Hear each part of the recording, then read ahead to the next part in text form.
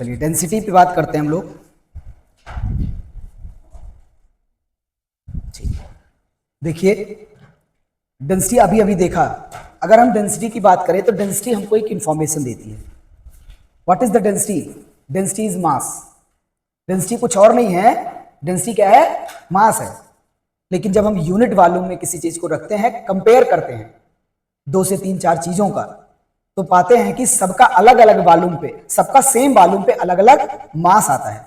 जैसे हमारे पास ये एक बर्तन था, इसमें हमने कोई लिक्विड भर के रखा, दूसरा एक बर्तन था, ये तीसरा एक बर्तन था, तीनों में हमने अलग अलग लिक्विड, इसमें हनी, दूसरे में आयल और फिर डिशवाश लिक्विड, ये तीनों चीजें हमने अलग अलग कर दिया।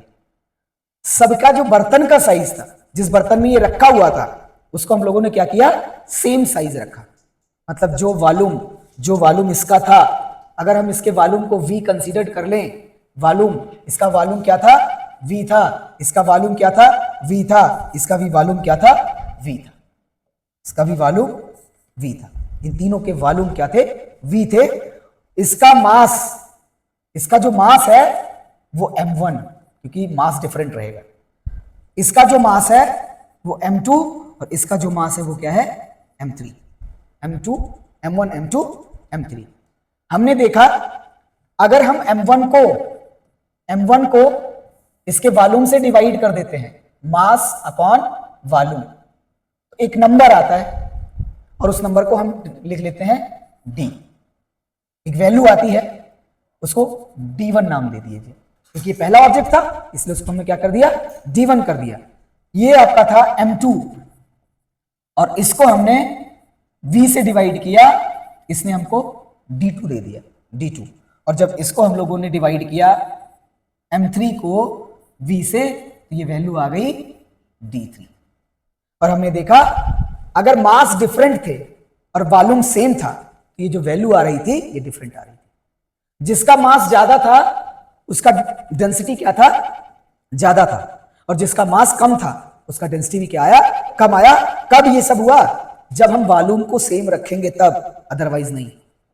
वॉल्यूम को सेम रख के अलग अलग मटेरियल डाला और उसको कंपेयर किया कि मास पर यूनिट वॉल्यूम, एक यूनिट वॉल्यूम में इसमें कितना मास आ रहा है, इसमें कितना मास आ रहा है, इसमें कितना मास आ रहा है। तो सबसे ज्यादा मास किसमें आया हम लोगों का? हनी में। और सबसे कम मास किसमें आया हमारा? डिशवाश में। नहीं, ये शायद मैंने अकॉर्डिंग्स जैसे जैसे लगाया था उसे इसका मास ज्यादा आना चाहिए, जो भी एक्सपेरिमेंट किया, तो सही कर लेते हैं उसको।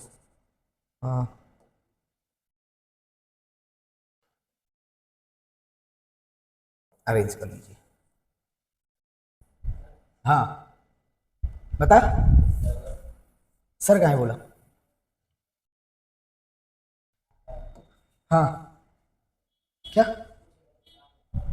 m1, m2, और ये d2 कर लो, ये m2 कर लो, ये पूरा t3 कर लो, ये m3, ये m3 upon v, that is d3। ठीक है। सबसे ज्यादा डेंसिटी किसकी निकली थी? हनी की। सबसे कम डेंसिटी किसकी निकली थी? आयल की। और सबसे इसका मतलब है कि सबसे ज्यादा भारी कौन है? हनी। और हल्का कौन है? अगर इन तीनों को मिक्स करेंगे तो ऊपर कौन आएगा, नीचे कौन जाएगा? तो ये होता है कॉन्सेप्ट ऑफ डेंसिटी। डेंसिटी ये हमको बता देगा, अगर हमने कहा हमारे पास दो मटेरियल है और दोनों मटेरियल में एक की डेंसिटी कम है, दूसरी की डेंसिटी ज्यादा है, तो हमको ये समझ जाना है कौन सा मटेरियल भारी है। एक ही सेम डिब्बे में भूसा, नाम सुने? भूसा भर देते हैं, दूसरे सेम डिब्बे में मिट्टी भर देते हैं। देखिए डिब्बे का साइज सेम है, कौन उठाने में ज्यादा आसानी से उठ जाएगा? भूसा, क्योंकि उसका मास कम है, उसकी डेंसिटी भी। अब एक चीज और देखिए, भूसे को अगर और दबाया जाए तो उसमें और मटेरियल मिक्स कर पाएंगे, लेकिन मिट्टी में ज्यादा चीजें मिक्स नहीं कर पाएंगे, उसको दबा नहीं सकते। तो कंप्रेसिबिलिटी ज्यादा किसकी होगी? जिसकी डेंसिटी कम होगी। जिसकी डेंसिटी कम होगी वो कंप्रेस हो सकता है, लेकिन जिसका डेंसिटी ज्यादा है वो कंप्रेस नहीं हो सकता। जैसे अभी हम सॉलिड लिक्विड गैस पढ़ेंगे तो सॉलिड का डेंसिटी क्या होता है? ज्यादा होता है। नॉर्मली सॉलिड का डेंसिटी ज्यादा होता है सॉलिड मटेरियल्स की, उसी का अगर लिक्विड बनाएंगे तो डेंसिटी क्या हो जाएगी? कम हो जाएगी। तो ये चीज हमको समझना है। अब डेंसिटी को डिफाइन करते हैं। डेंसिटी इज, यही लिख लेते हैं, डेंसिटी इज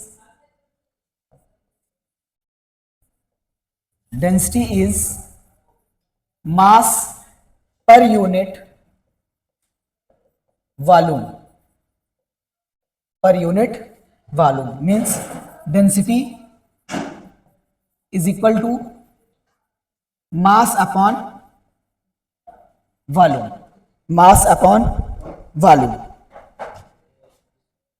यूनिट, यूनिट का नाम जानते ही हैं, यूनिट बहुत मस्त है साइंस में किसी, हाँ ये डेफिनेशन है डेंसिटी की। अब देखिए यूनिट क्या होता है, जानते हैं यूनिट क्या होता है? किसी भी क्वांटिटी का यूनिट, फिजिकल क्वांटिटी अगर है तो उसकी यूनिट होनी चाहिए कि नहीं? आप दुकान पे गए, बोले दूध दे दो, वो बोला कितना दे दे, बोले ढेर सारा दे दो, चौंक जाएगा कि नहीं चौंक जाएगा?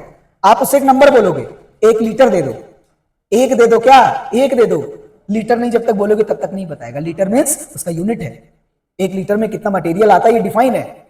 ऐसे डेंसिटी, हमने कहा डेंसिटी का यूनिट कैसे बनाए, तो फार्मूला जब बन जाता है तो यूनिट बनाना बड़ा आसान हो जाता है।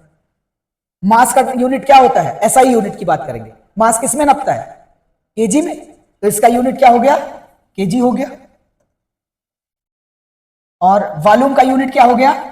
मीटर क्यूब हो गया, मीटर क्यूब। लीटर भी होते हैं लेकिन एसआई यूनिट क्या है? मीटर क्यूब है। तो इसका यूनिट क्या हो गया? इसका यूनिट बना unit KG per metre cube, KG per metre cube. This is the SI unit of density. सवाल डेंसिटी से बहुत पूछते हैं, एसआई यूनिट बताइए, डेंसिटी का, मास का, लेंथ का, ये सारी चीजें हम आपको याद कराएंगे, ठीक है। अब देखिए इसके रिगार्डिंग कुछ चीजें हम लोग याद रखेंगे।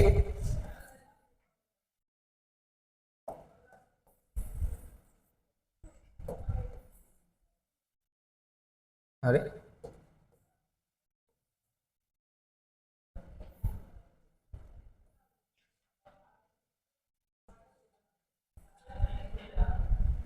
देखिए SI unit, SI unit of mass, mass को हम लोग किस में नापते हैं? किलोग्राम में। SI unit of volume, cubic metre means metre cube. और common unit of measuring volume, volume को और किस में नापते हैं हम लोग? लीटर में भी नापते हैं, लीटर, सच दैट 1 लीटर में कितना डेसीमीटर क्यूब होता है? डीएम क्यूब का मतलब डेसीमीटर क्यूब होता है, डेकामीटर क्यूब होता है। उसके बाद देखिए 1 लीटर में कितना मिलीलीटर होता है, ये बड़ा इंपॉर्टेंट है, ये आपके यहां हमेशा कन्वर्जन में पूछा जाता है। 1 लीटर में 1000 मिलीलीटर होता है। और 1 मिलीलीटर में कितना सेंटीमीटर क्यूब होता है? सेंटीमीटर क्यूब, मतलब 1 सेंटीमीटर क्यूब का बॉक्स बनाए, 1 सेंटीमीटर लंबा, 1 सेंटीमीटर चौड़ा और 1 सेंटीमीटर गहरा। इतना बड़ा बॉक्स बनाए तो उसमें कितना लिक्विड भर पाएंगे? नॉर्मल ये वाटर के लिए है, 1 मिलीलीटर भर पाएंगे, उसको हम क्या बोलेंगे? 1 मिलीलीटर बोलेंगे। फिर उसके बाद देखिए SI unit of density is KG per metre cube, KG per metre cube, ये आप लोग नोट करेंगे।